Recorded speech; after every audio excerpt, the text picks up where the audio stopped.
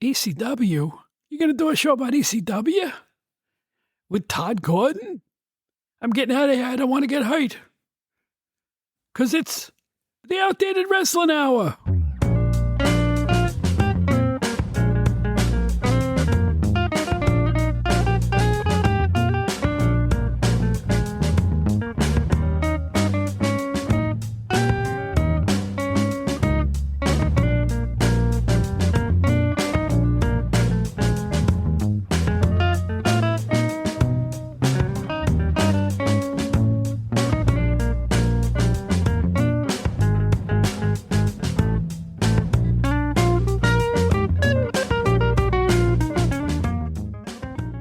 Hey, old-timer, if you can't take the heat, stay out of the ECW kitchen. Hi, everybody. It's Bob Smith, formerly with Pro Wrestling Illustrated and a bunch of wrestling magazines, welcoming you back to the Outdated Wrestling Hour. We got a show and a half for you right now. It's Tod Gordon time. I haven't spoken with Tod in many years. As you may or may not know, if you read the ECW books, I was the original host of the original tiny public access ECW television program back when it was Eastern Championship Wrestling. And Tod and I have been friends all these years later, and I was around for the beginning of the entire ECW phenomenon. So we're gonna go over a lot of things that we may not know about each other right now. And he's got a new autobiography coming out called Tod Is God. It's the story of ECW and how it grew. It's going to be a blockbuster. It's going to have a lot of really juicy stuff in it. And it comes out in July. So keep an eye out for that. It's already the #1 wrestling book on Amazon as we speak, and it's not even out yet. Another month it comes out. So enough of my yakking. This is going to be a lot of fun. It's old home week for me, all the way from Philadelphia. It's Tod Gordon.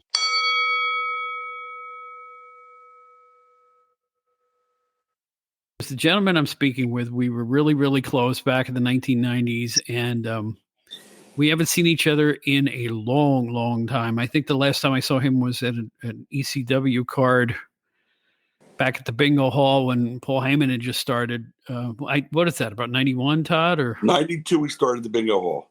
92. It must have been around 1992. Anyway, ladies and gentlemen, I am very proud to have in my acquaintance once again the one and only Tod Gordon. How you doing? Oh, Bob, it's such a pleasure to hear your voice after all this time. I really appreciate it. I feel the same way. It is a acknowledged fact that your first television program was on Channel 7 in Philadelphia, if I'm remembering correctly. Cable access. Cable access. We would sitting around doing wraparounds for some match results. And there were 2 different studios, and I was your first host, as I recall. Am I right or wrong? Yeah, you and I did the show together. It was great. Yes, the earliest incarnation of Eastern Championship Wrestling with all those hardworking guys. You know, the Johnny Hotbodies and Sandmans and JT Smith and Tommy Cairo and Tony Stetson, and on the list went. Do you remember where we did it? Beats me. It was like some guy's apartment who owned the station or something. And he kicked us off the air once by tripping over the one wire to the wall from the camera. Yep. That's how it went. Now, you went to a bigger studio pretty quick when you met that producer fellow, right? Matt Radico. That's right. And everything got really major league really fast. Yeah, Matt got an offer from Sports Channel. Well, he knew somebody who was starting a new network. It was going to be called Prism, Sports Channel Philadelphia. And the guy came to him and said, "Listen, I am dying for a program. We're running a brand new sports network. We're going to cover the Phillies games, the Sixers games, whatever. But I need programming the rest of the time. Because I hear you got a friend who's doing record. Can he make me a tape and maybe a pilot?" And Matt came to me and goes, "Hey, this guy wants a pilot." I said, "Jesus, let's do it." And we made this pilot up, and my God, talk about the snowball effect from there. But that's where it all started. That really is where it all started, yeah. So anyway, I did a card with Stately Wayne Manor, which, by the way, ended up on the WWE Network. Did you know that? On the what network? WWE Network. No. There was a video cassette called, I think had a simple name like ECW's Bloodiest Battles or something. I mean, it was the real early stuff when you had Ivan Koloff versus Cairo and stuff like that at the Chestnut Cabaret. Yeah. And there were 3 matches with Wayne and I doing play-by-play. Wow. And I was shocked to see myself on the WWE network. I'm like, how the heck did this happen? But you could tell, I'm telling you, even though they showed it on the network, you could tell it was dubbed from VHS tape, the wobbly look and the fading in and out colors and whatnot. But I can say that I was on WWE Network, which is a riot. But I always appreciated the spot. I kind of disappeared on you because it was like, I think that was the point when my magazine company was on the verge of getting sold. And, I was kind of heartsick. I had to get out of there, and I kind of just vaporized. But I heard you went on to some pretty good things. You have a book coming out. It's already #1 in wrestling books on Amazon, and it's a month before it comes out. Tell us the title and tell us all about it, how you got started. This is exciting, the fact that you're doing this book. And from a conversation I had with you earlier, I get the impression you didn't really leave a whole lot out of this book, did you? No, I really went for all the gusto, basically. There's so much stuff that people don't know. I mean, if I see one more tape or book or whatever saying the real story of ECW, the unauthorized biography of ECW, well, this is the actual authorized story. This is the one that is coming right from the horse's mouth. And anything I'm going to tell you is stuff that you weren't told before. You're going to hear stories about drugs, sex, rock and roll, all the good stuff. And you're going to hear some bad stuff, too, about people who were dishonest, what really happened between Paul and I. I mean, there's a lot of stories in here that have never been told publicly before. Boy, I'm telling you what, if it's #1 now, it's going to be #1A by the time it comes out. Because if this is anything like the way you're making it sound, I think this is a book that people have been waiting to read. Really, seriously, it really is. Like I said, if you're ever a fan of ECW, anybody, they're going to say wow, chapter 7, wow, wait, what? Or they'll be hysterically laughing. It's that kind of a thing. My co-author, Sean Oliver, I met him through kayfabe commentaries. He had me on for a couple of DVDs, and we hit it off pretty well. And he started hammering me because he had already done other books. Come on, we got to do a book. I said, I don't want to do a book. We got to do a book. I don't want to do a book. Long story short, it wasn't until Paul Heyman's DVD came out for WWE, and I watched it, and I said, you got to be kidding me. No, I've kept quiet for so many years, 30, 25, whatever it is. Right. And he's out there still lying his ass off. I said, I can't take it anymore. So I said, I got to tell the true stories. Nobody's telling the true story. It had to be told finally. I would have stayed quiet for life if he hadn't done that DVD.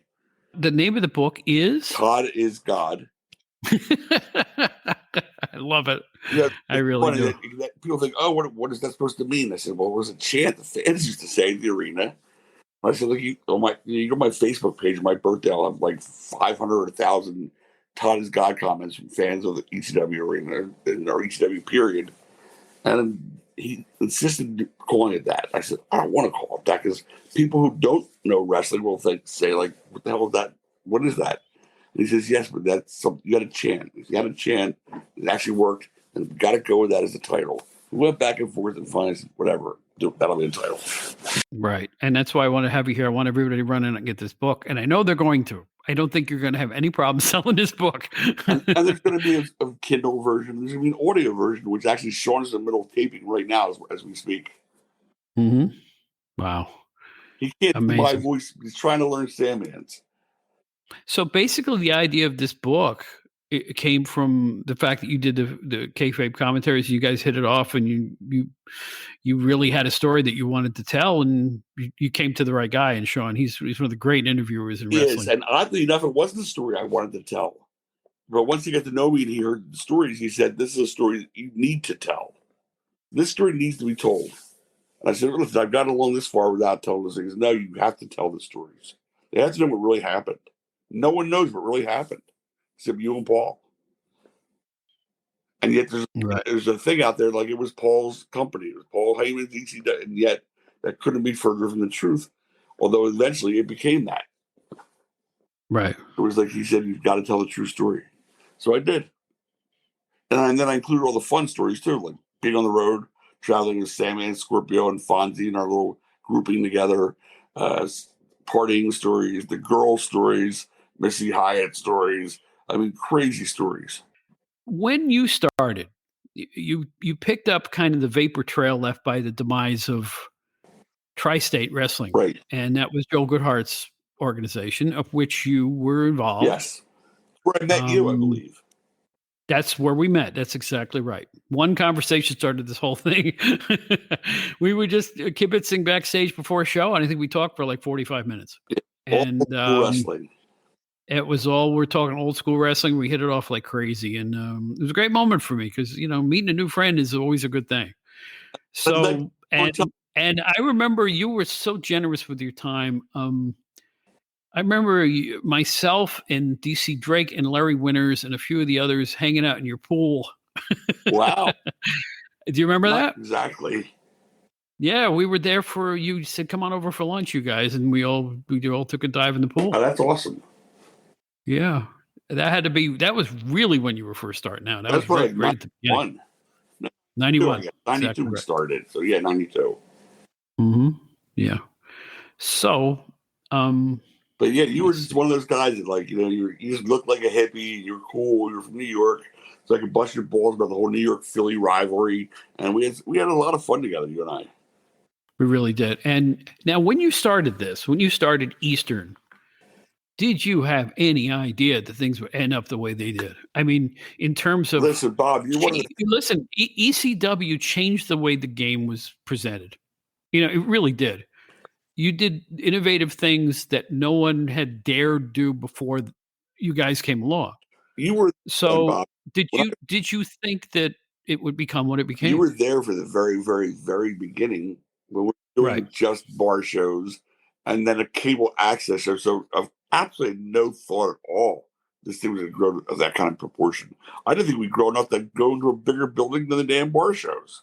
So I had a concept, which is to bring the Memphis wrestling up here because everything else on TV was garbage. It was all cartoons of the WWF, and WCW wasn't getting the penetration. And it was like, I just couldn't stand it. I couldn't stand watching wrestling. I'd watch it every week of my life since I was like 9 years old or 7 years old, and now I couldn't stand watching it anymore.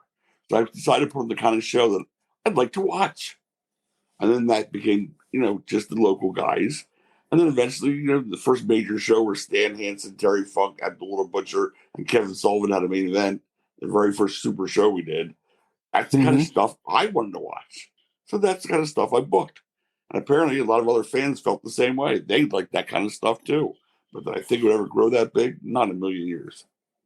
But you know what? You hit that niche though, because like those front row guys, the front row gang, they were there for every show. And some of those guys would travel from New York and, and Delaware and from all over the East Coast to come and see these shows. 100%. The arena shows, people would drive down from Boston every month.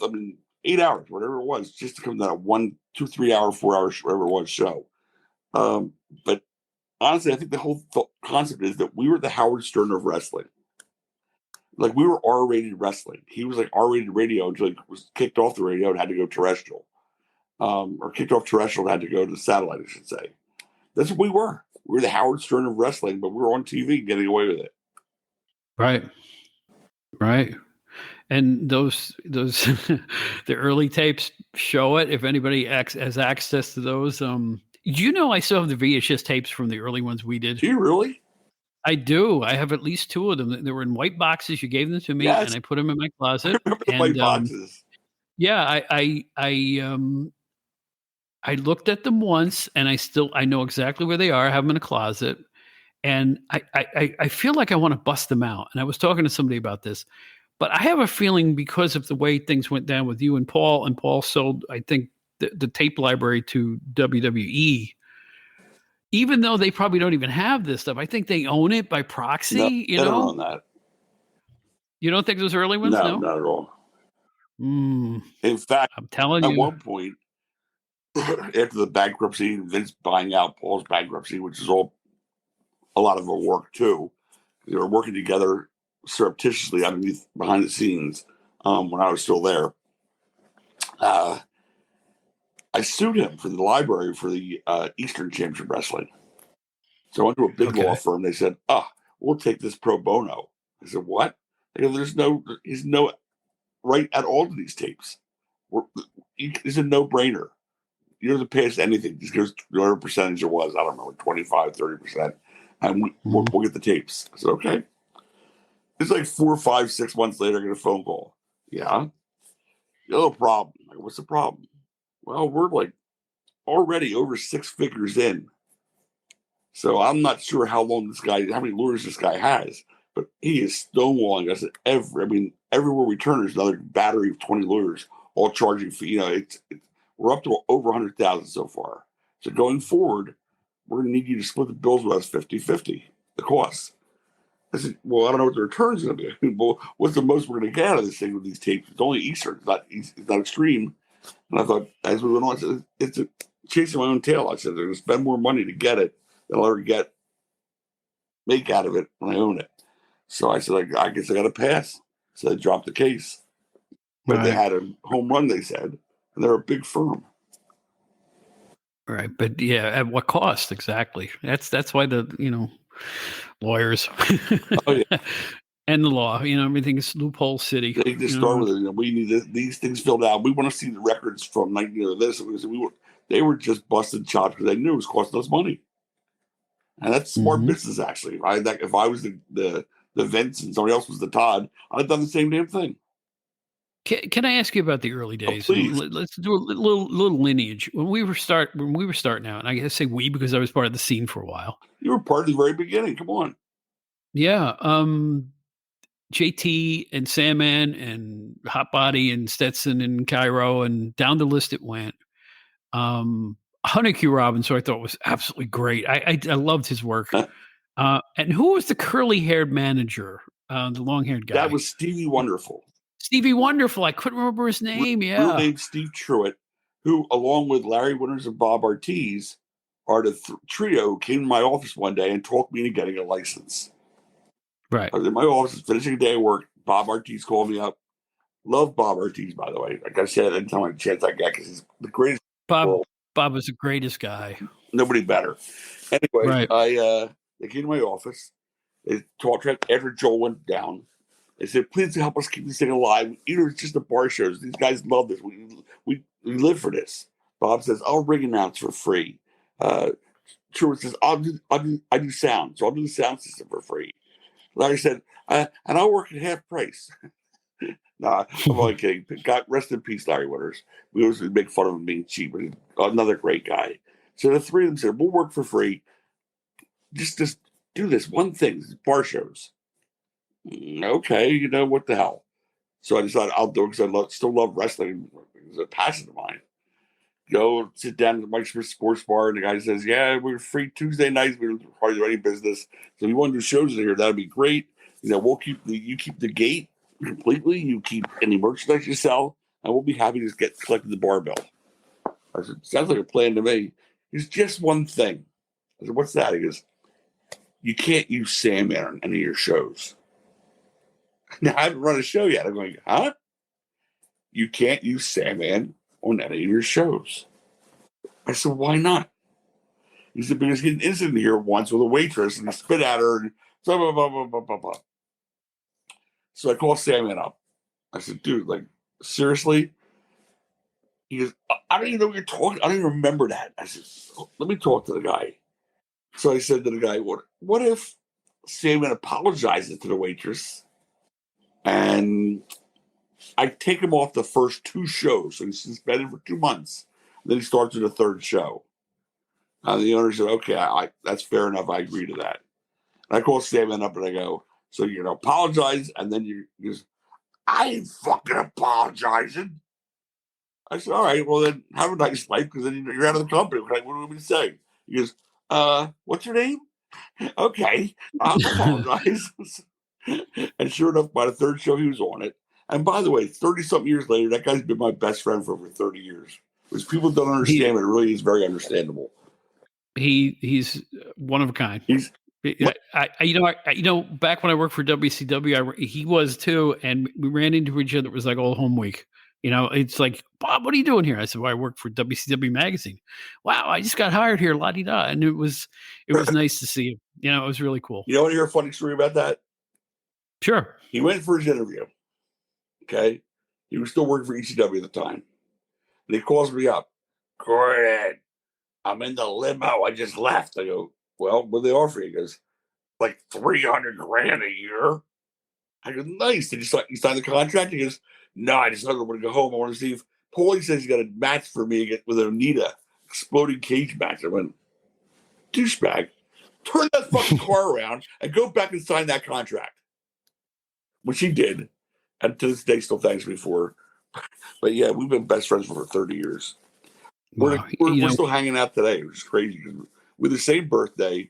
We're from local, we're 20 minutes from each other. He's a great guy. Do you remember the Tri-State show where he took on JT Smith? And it was one of those stacked shows where they had Lawler on the show.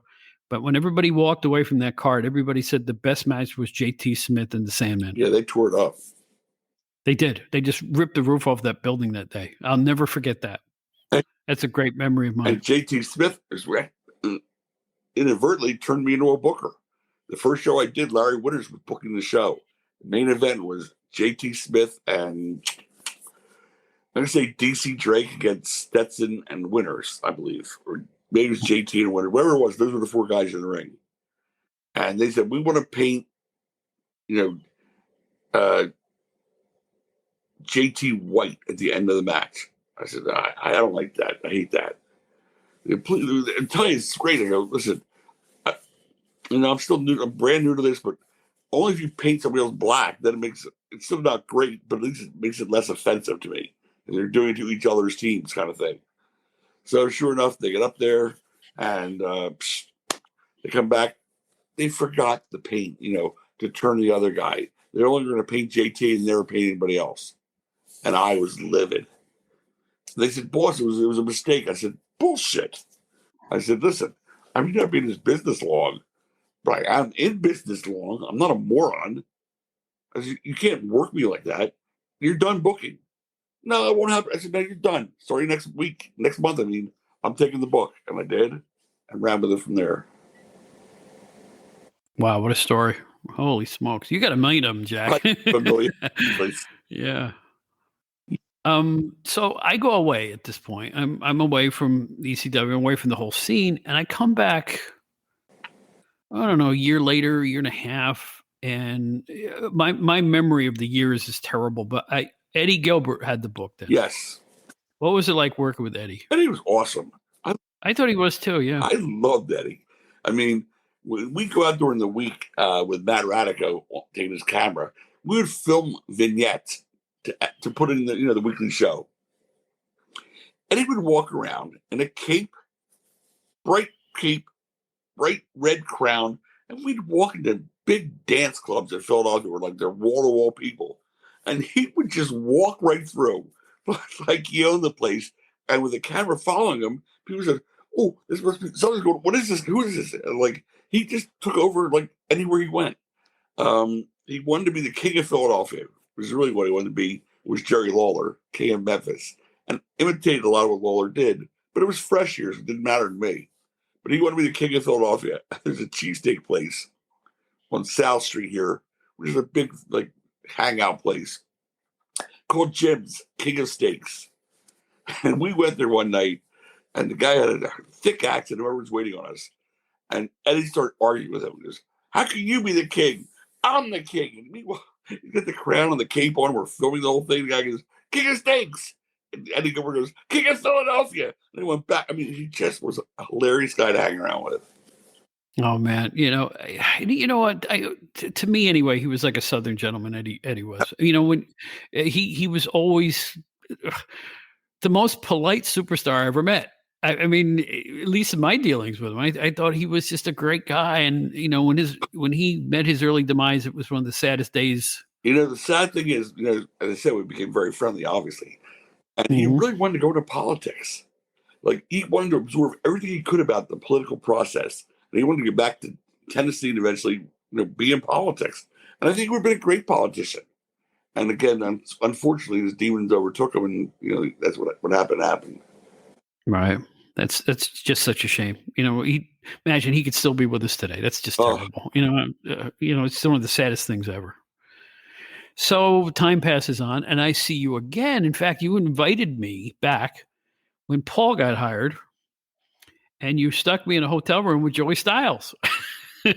Wow. I forget which show this was or where it was. It must have been in Philly. It had to be. But Joey Styles walks and he sees me like sitting on the bed. He goes, "Holy smokes!" Because Joey and I worked together. He was an intern at PWI. A lot of people don't realize that. That's great. Wow. And in fact, I believe I was there the day that Paul Heyman met Joey Styles for the first time. Really? And I can tell you, you probably don't even know this. We had a conference room with clear glass, clear glass doors, and you could see through and see people in the conference room. And Joey was sitting there talking a mile a minute, and Paul was talking a mile a minute.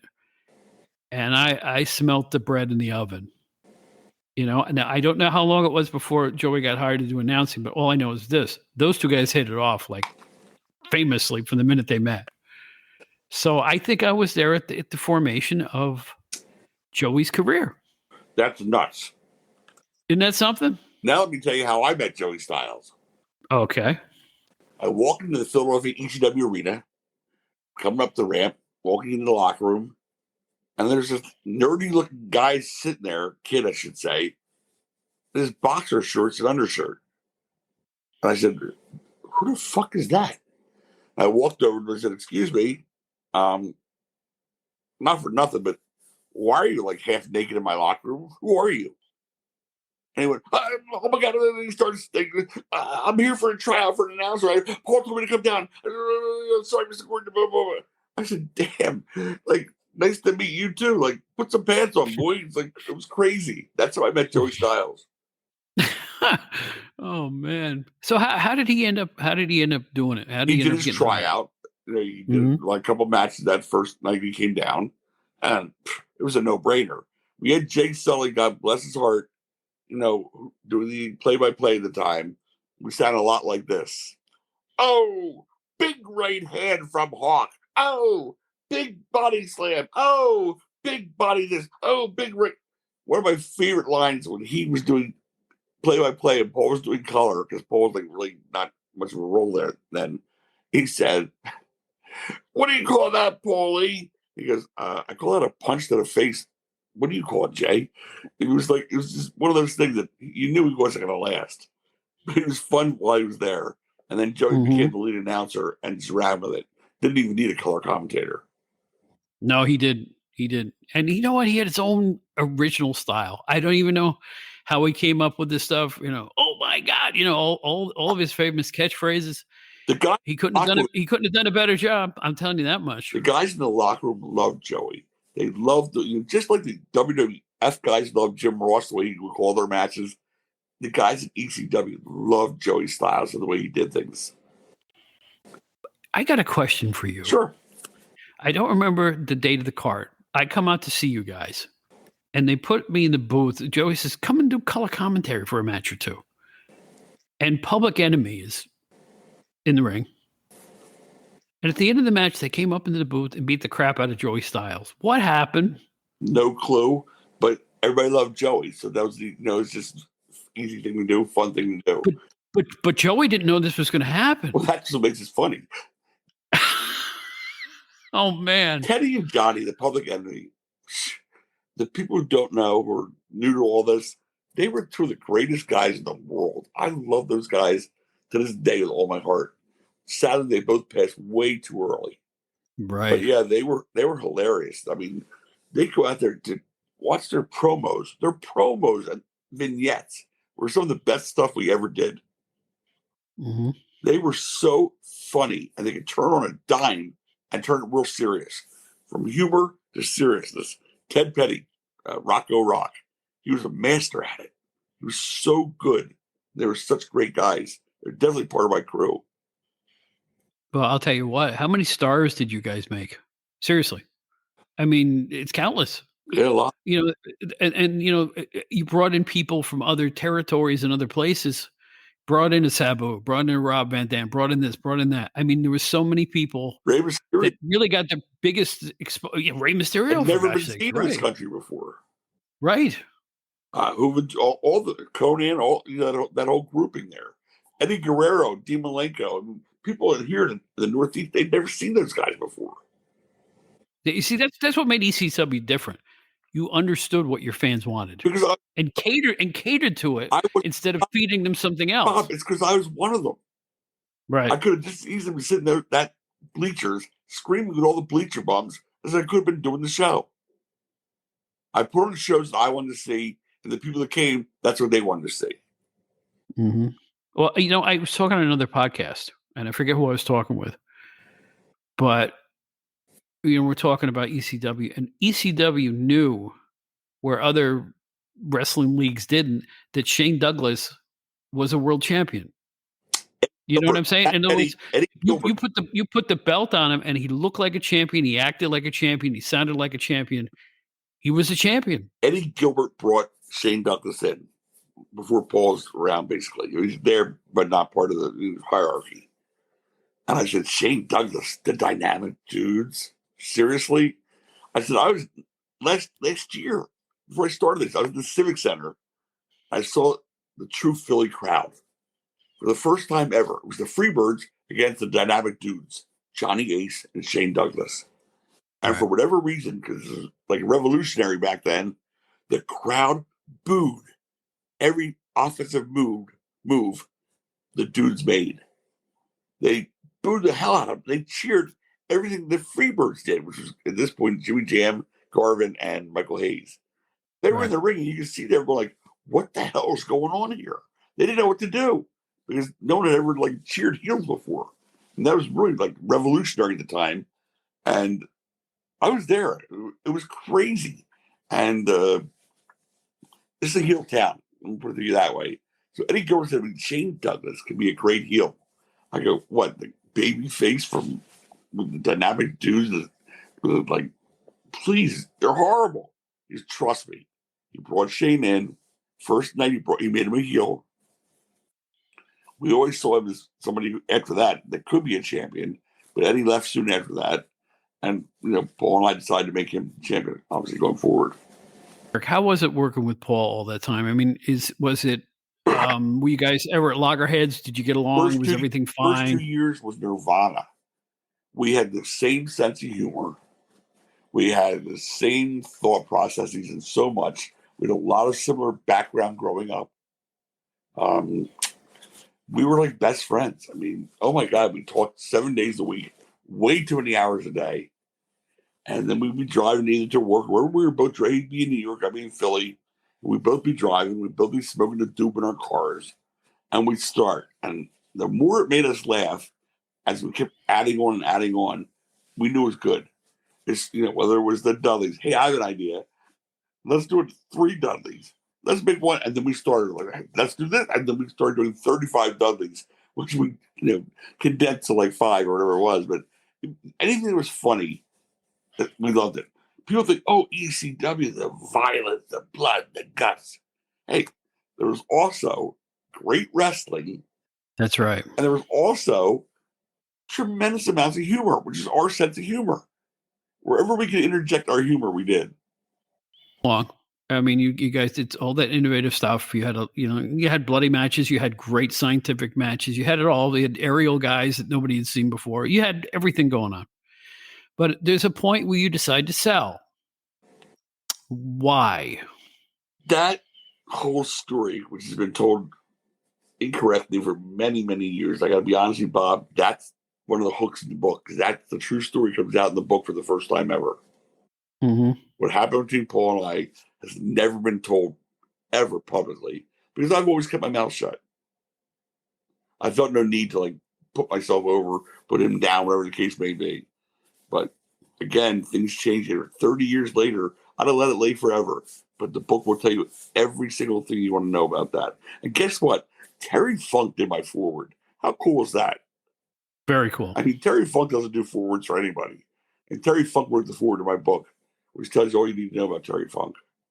Mm-hmm. One of the greatest of all time in every conceivable way. Absolutely. Boy, talk about a guy who lived the business. That was him. Yes.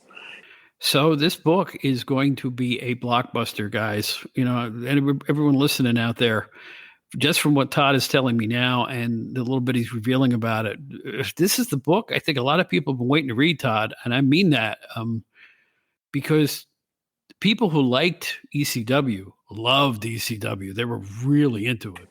As evident 30 years later. Right. It's amazing. And you know what? There were a lot of imitators, and they were all pale. I got to be honest with you. You know who they are, and they took things to even more extremes and so on and so forth. It didn't have, you know what? You guys did it first. Yeah. And then everybody followed suit. That's the difference. I mean, Stone Cold Steve Austin didn't become Stone Cold until he came to ECW as stunning Steve Austin, and then Vince snatched him up. Cactus Jack was Cactus Jack with us before Vince snatched him up and gave him Mankind. Blah, blah, blah. A lot of the guys became superstars, and Dudley's they started with us. Well, the Brian Pillman in the middle, he was with WCW. He went to you and became a whole new character.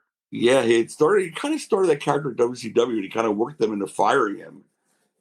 And he said, like it was a big work, but they really did it thinking they were all in on the joke. At which point he then used that to manipulate everywhere he went and became like even bigger superstar.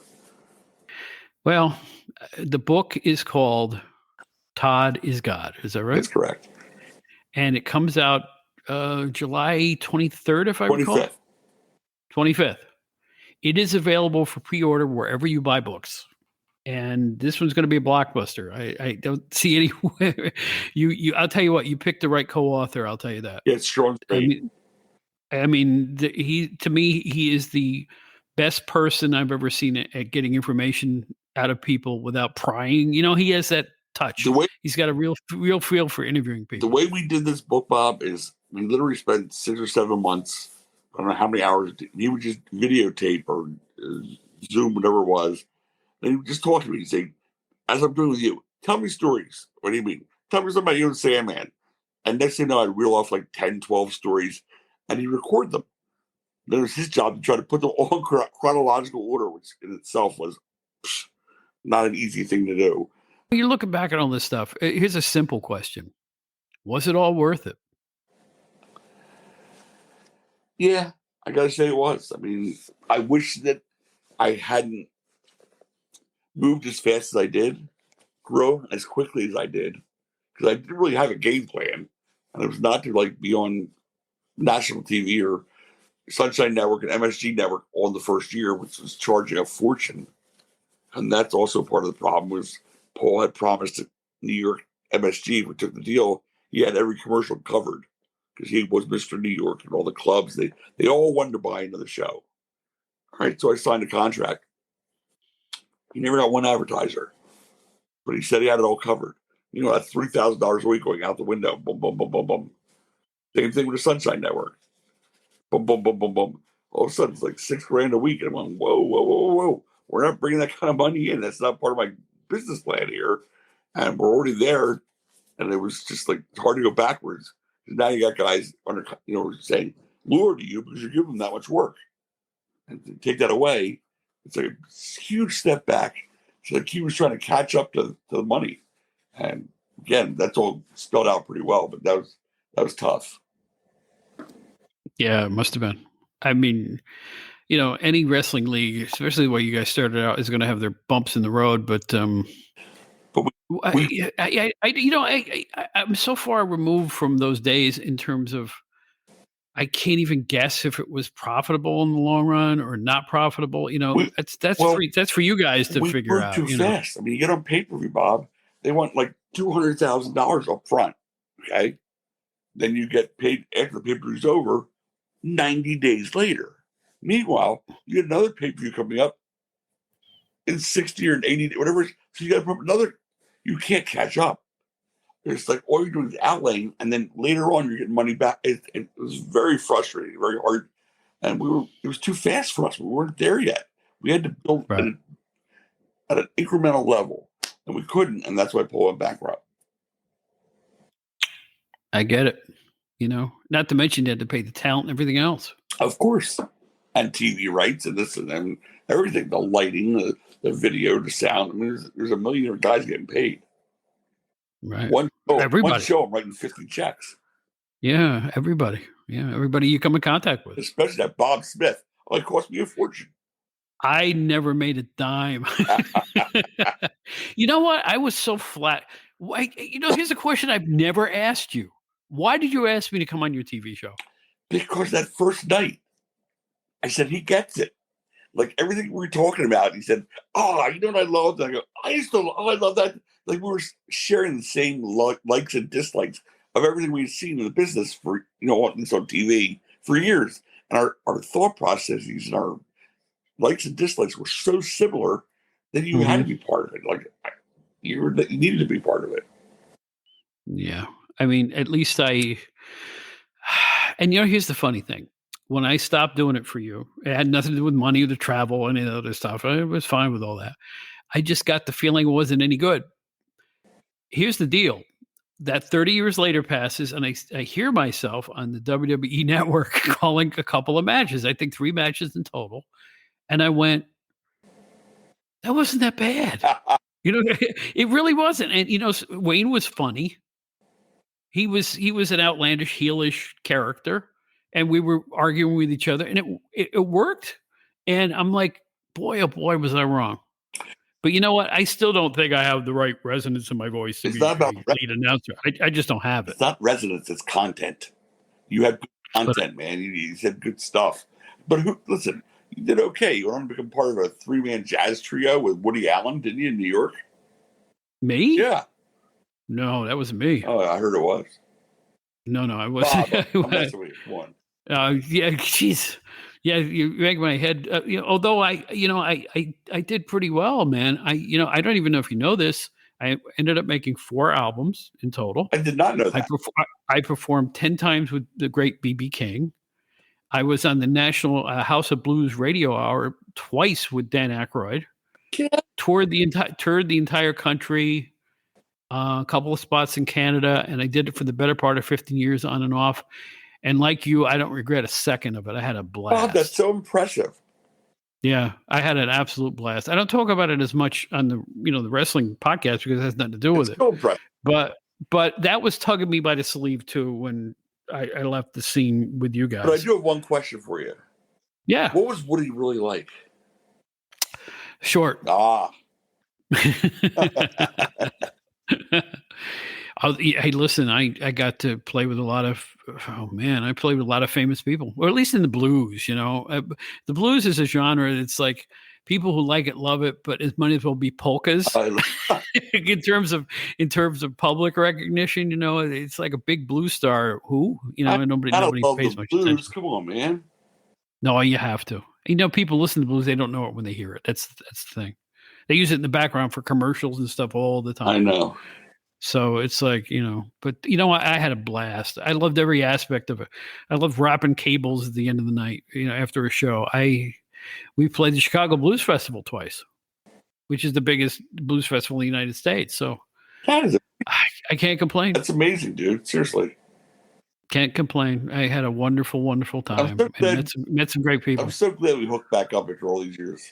Yeah, I mean, I'm glad I had the guts to ask because no, seriously, I was nervous asking you about this because, well, you know what?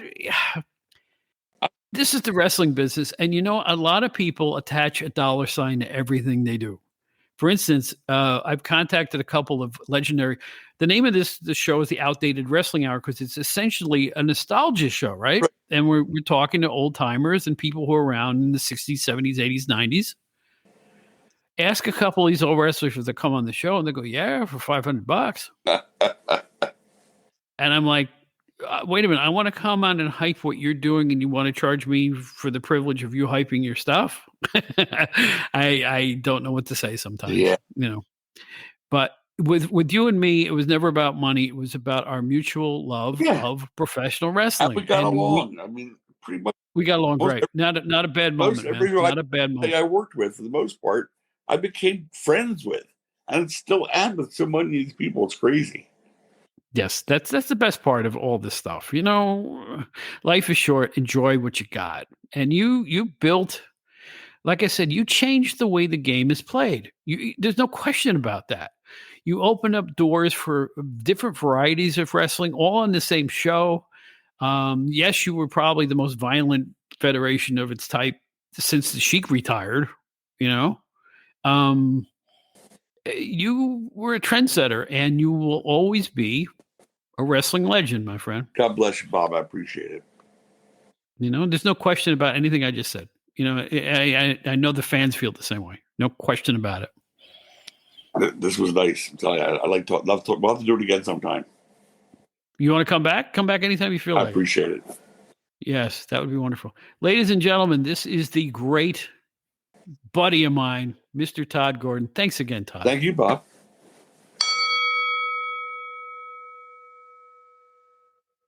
I really hope you enjoyed listening to that interview as much as I enjoyed conducting it and as much as Tod did on the other end. We had a lot of fun talking to each other for the first time in a long time. The memories. I was around at the beginning. Fate took us in different areas, but I'll tell you what, I don't regret a minute of it. I love Philadelphia. I love Tod Gordon. He's the best. And I hope there was enough juice in that one to attract a few ears out there. Tell your friends, this is probably the first appearance that Tod is making about the book. So I'm really looking forward to getting some reaction from this one. As you all know, we have a website, outdatedwrestlinghour.buzzsprout.com. You can listen to the show there as well. Our Gmail is outdatedwrestling@gmail, of course. Facebook, it's Bob Smith. Twitter, it's Bob Smith NYC. A lot of ways to get a hold of us. Next week, we've got Rick Del Santo. He's going to come on the show and talk about his history in professional wrestling and his podcast, the PWZ. We're looking forward to speaking with him as well. So about the contest, the trivia contest that I'm going to have. It's a little whimsical little contest. It's not get all wrapped up in it, okay? It's just for fun. We are going to have a tiny little prize at the end for someone who answers the most questions correctly, and that's all well and good. You know, we're going to have some fun.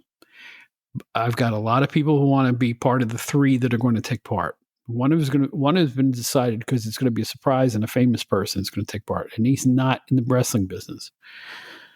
And the rest of y'all, I'm going to put your names in a hat, the old school way, and I'm going to pick them out just to be fair, because I like all of you, and this is going to be a lot of fun. So please wait, please be patient. I'll get around to it.